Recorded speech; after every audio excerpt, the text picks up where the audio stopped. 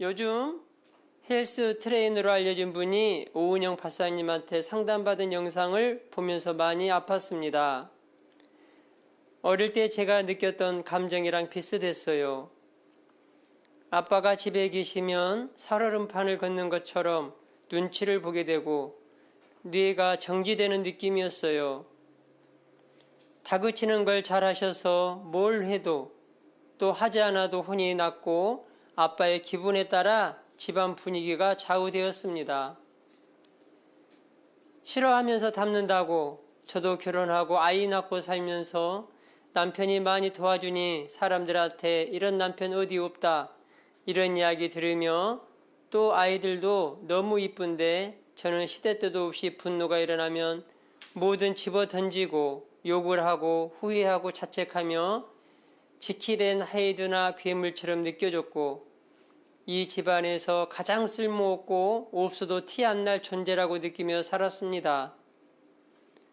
너무 우울했고 무기력했을 때 레조에 들어가 묵주기도를 통해 아들을 눈앞에서 처참하게 잃으신 성모님의 고통에 비하면 난 아무것도 아니다는 마음에 들었고 그때 처음 성모님에 대한 공경이 들어왔는데 그때부터 복음 말씀이 진실임이 믿어졌고 알아들을 수 있는 귀가 열리게 되었습니다.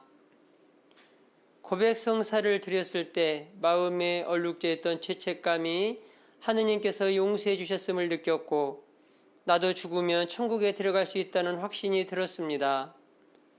또 아빠를 미워하고 원망하고 탓을 하고 있었는데 그때 제가 내 할 도리를 하지 않을 핑계를 아빠한테 돌리고 있었음도 깨달았고 아빠 뒷담화하며 여러 죄스러운 행동들이 반생이 되었습니다. 집안을 정리정돈하기 시작했고 화도 덜 내고 매일 미사에 자주 참여하면서 셋째가 생겼는데 복덩이로 태어나 축복식도 받고 온 가족이 행복하게 지내며 하느님의 자비하심을 느끼고 날아갈 것 같은 마음으로 살았습니다. 그런데 지금 사는 곳으로 이사를 오고 아이들 학교를 보내기 시작하면서 다시금 제 안의 열등감, 자격지심이 건드려지게 되다 보니 저와 아이들을 남들과 비교하여 또 화가 올라와서 버럭거리고 성당 가서 잘못한 것 같아 울고를 반복했던 것 같아요. 그러다 학부모들이랑 많이 만나지 않으면서 성체 조배와 기도 묵상을 배울 수 있는 룩스메아 부모기도 모임에 들어가 하느님 말씀과 영성을 배우면서 저를 돌아보는 시간을 가질 수 있었고 편안함도 가끔 있었지만 뭔가 채워지지 않은 허전함이 있었습니다. 요즘 이곳저곳에서 나를 돌보고 조화와 균형이 필요하다고 하는 이야기가 많이 들리는데 이미 육아로 지치기도 했고 양가 어른들 여기저기 아프시다고 하고 키워주신 외할머니 치매 소식에 나만 즐거우면 안 될 것 같은 마음에 덩달아 위축되는 마음도 있었는데 수녀님이 상담을 해주시면서 제가 기뻐야 그 기쁨을 나눌 수 있다고 하셔서 마음껏 기쁘고 행복해져야겠다고 다짐해 보았습니다. 과거는 하느님 자비에 맡기고 미래는 하느님 섭리에 맡기고 현재를 제가 선택할 수 있다고 하니 예수님과 함께 기쁘게 살려고 자꾸 용기 내도록 옷자락 수레에 손을 댄 여인의 용기를 닮아 보겠습니다. 네, 이렇게 어느 자매님이 이메일로 사연을 보내주셨습니다. 먼저 사연을 보내주신 우리 자매님께 진심으로 감사의 말씀을 드리겠습니다. 먼저 자매님에게 말씀드리고 싶은 것은 참 존경스럽다 이렇게 말씀드리고 싶어요. 왜냐하면 지금 시대에 아이 셋을 키운다는 것은요 참으로 위대한 일이기 때문에 그렇습니다. 아무튼 아이들 셋 키우시느라고 고생이 참 많아요. 제가 자매님 사연을 읽고 한마디로 든 생각은 막혀있다 이런 생각이 들어요. 예를 들면 뭐든지 막혀 있으면 흐름이 되지가 않습니다. 원활하지 않습니다. 예. 예를 들면 하수구가 막혀 있다고 생각을 해보세요. 우리 세면 하다가 머리카락 자꾸 들어가면 이게 막히면은 물이 안 내려가잖아요. 답답하잖아요. 그리고 우리 몸에도 이렇게 피가 흐르죠. 계속 흐르는데 이 피가 막히면 어떻게 됩니까? 잘못하면 죽을 수도 있는 것이죠. 예. 그래서 이렇게 막힌 것을 뚫어줘야 하는데, 그렇게 뚫어져야 편안함이 오고 기쁨이 찾아오고 또 행복한 삶을 살 수가 있는데, 아직 그 무엇인가 막힌 것이 뚫어지지 않은 것 같아요. 자매님에게 이렇게 부모 기도 모임도 가고 레주도 가고 그런 것 같지만 아직까지는 뚫어지지 않은 것 같아요. 그래서 그거에 대한 부작용으로 인해서 심한 어떤 분노가 표출되기도 하고, 또 자매님이 물건을 집어 던지기도 하고, 또 상처를 주는 그런 언어가 화가 나면 거침없이 나와서 이렇게 표출되기도 하는 것 같습니다. 자, 그러면 원인이 없는 건 없어요. 그죠? 예. 분명히 그 원인이 있을 텐데, 저는 그 출발점을 자매님이 어렸을 때 아빠로부터 받은 상처라고 이렇게 조심스럽게 한번 생각을 해봤어요. 왜냐하면 그 자매님이 보내준 그 사연 안에 그게 담겨져 있거든요. 아빠가 집에 계시면 살얼음을 걷는 것처럼 자매님이 늘 눈치를 봤습니다. 그리고 뇌가 정지되는 느낌을 받을 정도로 큰 두려움과 아픔 속에서 자매님이 자라왔어요. 환경이 그랬어요. 그리고 뭘 하든지 간에 칭찬은 받지 못하고 아빠에게 혼났고, 또 그 아빠의 기분에 따라서 집안 분위기가 좌지우지가 막 되기 때문에, 좌지우지 막 되기 때문에 자매님이 편안하게 숨 쉴 수가 없었던 것이죠.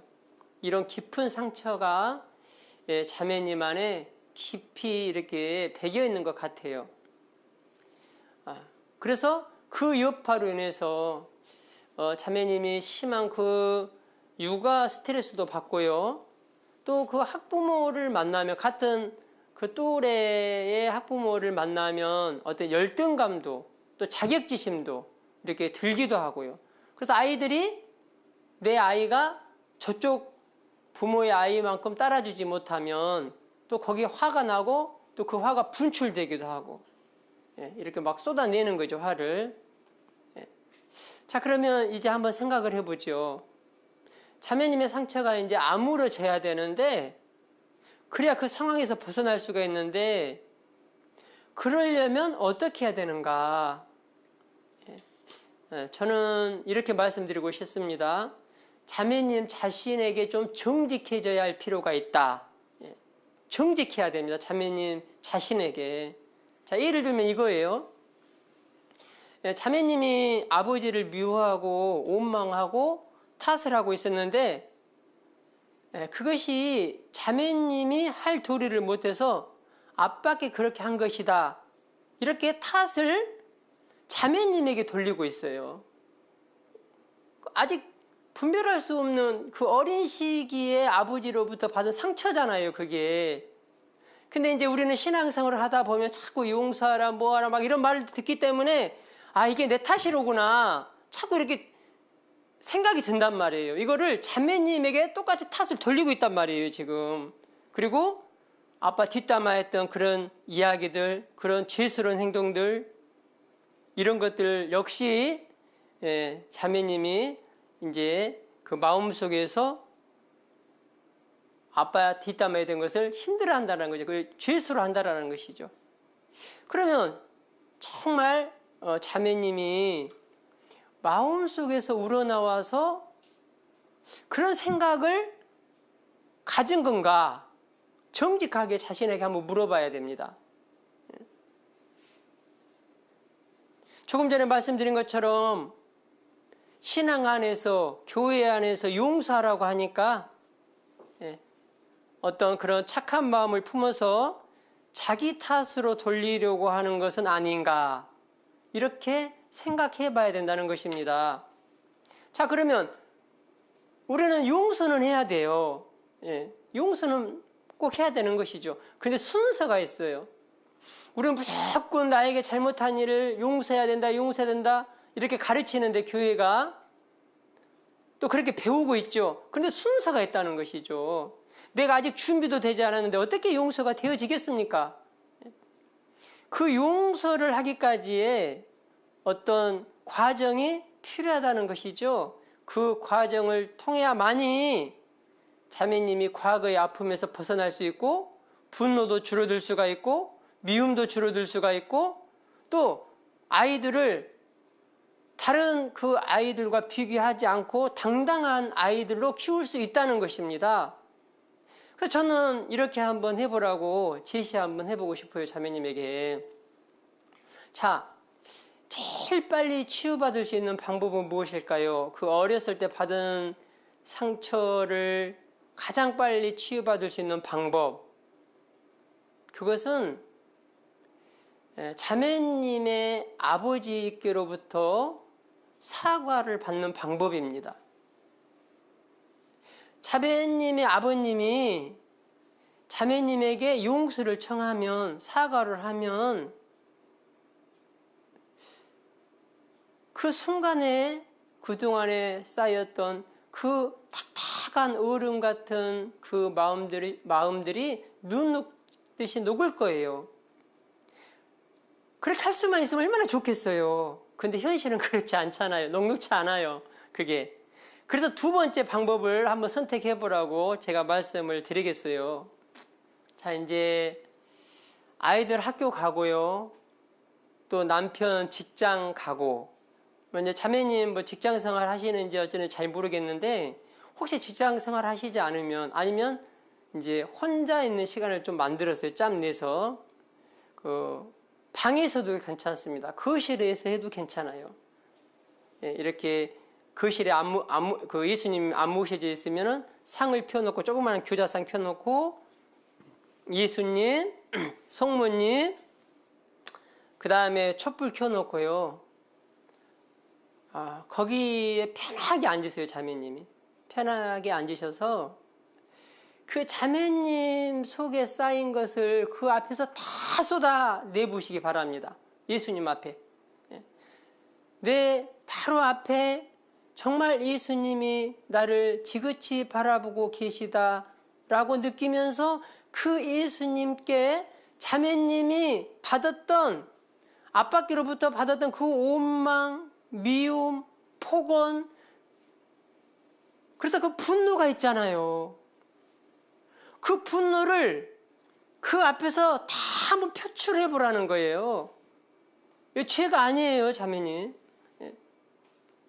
그래서 이거 한 번으로 끝나는 것이 아니라 자매님의 마음이 풀릴 때까지 한 번이고 두 번이고 한 달 해도 괜찮아요. 아주 정직하게 꾸밈 없이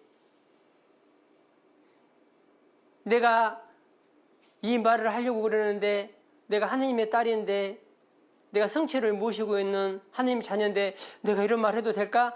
그런 거 다 관계없어요. 무시해도 돼요. 그런 거.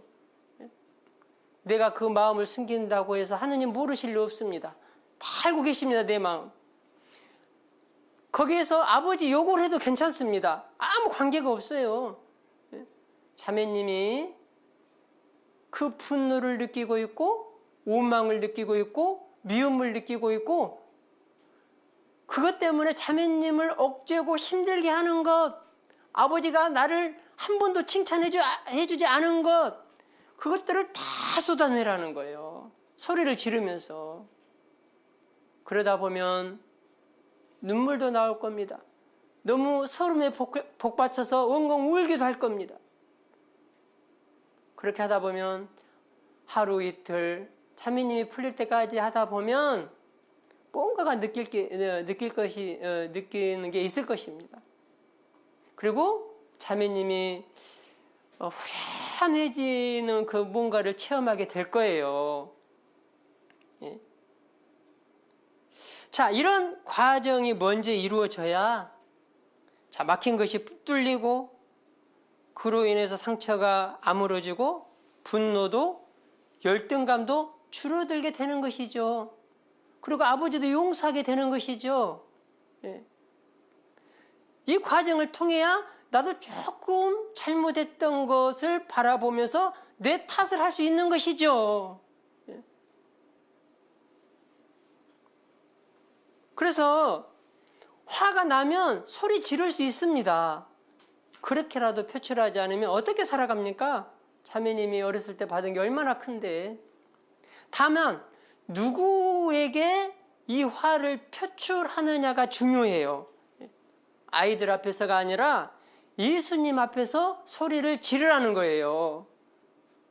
자, 이게 기도입니다.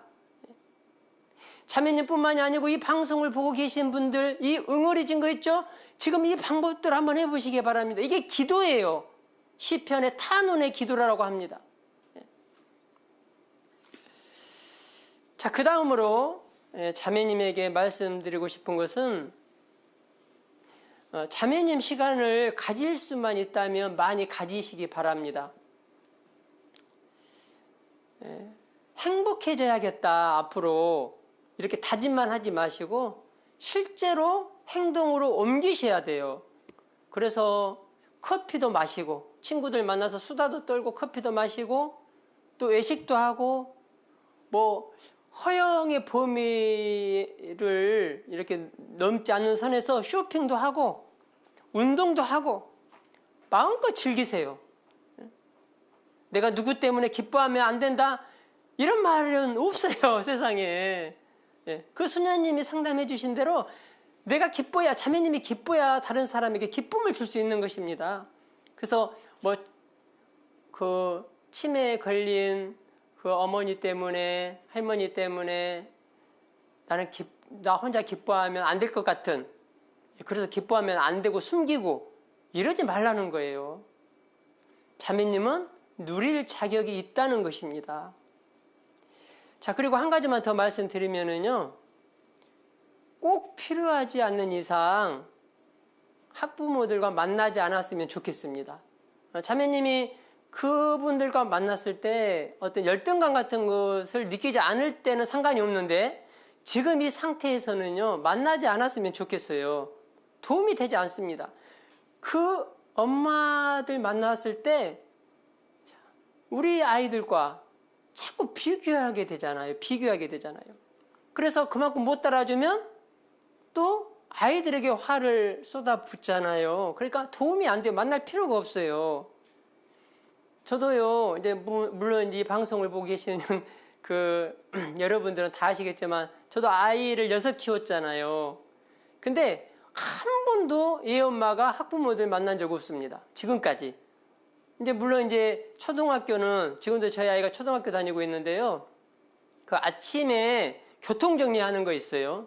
그거를 이제 의무적으로 돌아가면서 합니다. 그것 외에. 그리고 그거 끝나면 바로 와요. 만나지 않아요. 차 안 마셔요. 그렇게 그분들과 소통 안 한다고 아이들이 엇나가지 않습니다. 가정이 행복하고 가정 분위기가 좋으면 아이들은 학교 생활 잘하게 돼 있어요. 그렇기 때문에 가정을 더 잘 가꾸고 가정 분위기를 잘 만들어가는 것, 이 시간을 더 활용하는 것이 더 좋다는 것이죠. 그리고 아이들을 신앙으로 키우시기 바랍니다. 기도로 키우세요. 아침 기도도 하고 저녁 기도도 같이 촛불 켜놓고 하고, 그러면 그 삶이 이렇게 조금씩 변화되는 것을 자매님이 보게 될 겁니다. 아이들이 어린 것 같아요. 그러니까 자매님 혼자만 기도하지 마시고 또 장부가 늦게 퇴근하실 수도 있잖아요. 그러면 저녁에 촛불 켜놓고 같이 기도하세요. 어렸을 때부터 해야 아이들이 커도 그대로 따라갑니다. 부모 말을. 이렇게 그 신앙도 그대로 따라가는 거예요. 그리고 하느님을 굳게 믿으시기 바랍니다. 자매님의 모든 상황, 그 서러움, 아버지께 받았던 그 서러움, 또 지금 상황 다 알고 계십니다. 하느님이. 그 굳게 믿으세요. 그리고 하느님께서 우리 이 아이 셋 주었으니까 하느님께서 주신 아이들 하느님께서 잘 이끌어 줄 거다. 성장시켜 줄 거다. 하느님 안에서 성공하게 해줄 거다. 이렇게 잘 굳게 믿으시기 바랍니다. 그러면 다 잘 될 거예요. 아무튼 주님 안에서 빨리 상처 치유받으시고 지금보다 행복한 성가정 이루시길 바라겠습니다. 저도 자매님 위해서 기도할 때 기억하도록 하겠습니다. 자매님께는 이사야 43장 1절에서 2절 4절의 말씀을 봉독해 드리겠습니다. 자, 여기 성경에 나오는 야곱과 이스라엘을, 제가 야곱, 이스라엘을 부를 거예요. 그러면 야곱과 이스라엘을 자매님 이름을 넣어서 한번 들어보시기 바랍니다. 자, 시작하겠습니다. 야곱아, 자매님 이름을 거기다 넣으셔야 돼요. 야곱아, 너를 창조하신 분, 이스라엘아, 너를 빚어 만드신 분, 주님께서 이렇게 말씀하신다. 내가 너를 구원하였으니 두려워하지 마라. 내가 너를 지명하여 불렀으니 너는 나의 것이다. 네가 물 한가운데를 지난다 해도 나 너와 함께 있고 강을 지난다 해도 너를 덮치지 않게 하리라. 네가 불 한가운데를 걷는다 해도 너는 타지 않고 불꽃이 너를 태우지 못하리라.